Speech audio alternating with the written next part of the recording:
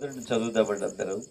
నా ప్రాణమా యెహోవాను సన్నతించుము, అంతరంగమునున్న సమస్తమా ఆయన పరిశుద్ధ నామమును సన్నతించుము.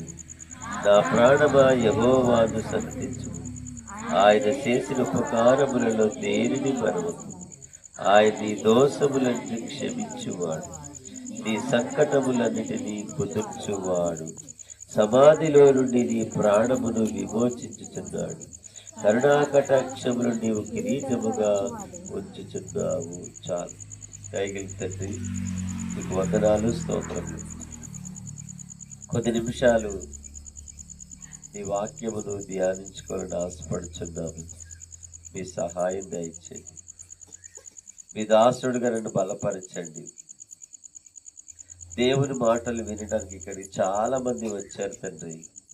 వానికి మాటలు వినేటటువంటి మనసు కలగచేయండి, ఇష్టం పుట్టించండి, గ్రహించే హృదయము కలగచేయండి, వినే చెవులు దయచేయండి ప్రభు. మహిమ పొందుమని యేసుక్రీస్తు నామములో అడిగి వేడుకొంచున్నాము తండ్రి. తక్కువ సమయంలో కొన్ని మాటలు మనం ధ్యానించుకుంటాం. భక్తుడైనటువంటి దావీదు రచించినటువంటి ఆయన కీర్తనలో, నా ప్రాణమా యెహోవాను సన్నతించుము, నా అంతరంగమునున్న సమస్తమా ఆయన పరిశుద్ధ నామమును సన్నతించుము అని అంటున్నాడు. తనకు తానుగానే చెప్పుకుంటున్నాడు, నా ప్రాణమా యెహోవాను సన్నతించండి. తనకు తానుగానే నా ప్రాణమా యెహోవాను సన్నతించుము, లేకపోతే గౌరవించుము, నా ప్రాణమా యెహోవాను ప్రేమించుము. చూసారా, నా అంతరంగమునున్న సమస్తమా అన్నాడు. అంటే నా అంతరంగమునున్న సమస్తం అంటే ఇప్పుడు ఒక్కొక్కరము ఇద్దరం కలిగి ఉన్నాం. ఆత్మ, శరీరం. చూసారా, ఆత్మ, శరీరం. ఇప్పుడు ఆత్మ ఏం చెప్తుందంటే కూర్చోండి అని కూర్చోము అని చెప్తుంది.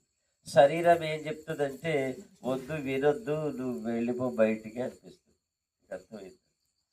శరీరమేమో వెళ్ళవద్దని చెప్తుంది, ఆత్మేమో వెళ్ళమని చెప్తుంది. శరీరమేమో వినవద్దని చెప్తుంది, ఆత్మ చెప్తుంది వినమని చెప్తుంది. చూసారా, అందుకు ప్రతి మనుషుడు ప్రతి ఒక్కడు కూడా ఇద్దరు కలిసి ఉన్నారు. అందుకే ఇక్కడ దావీదు ఏం చెప్తున్నాడంటే ఆత్మ, శరీరము కూడా దేవుణ్ణి ప్రేమించుము అని చెబుతున్నాడు. హల్లెలూయా. నా ప్రాణమా, నా అంతరంగమా, నాలో ఉన్న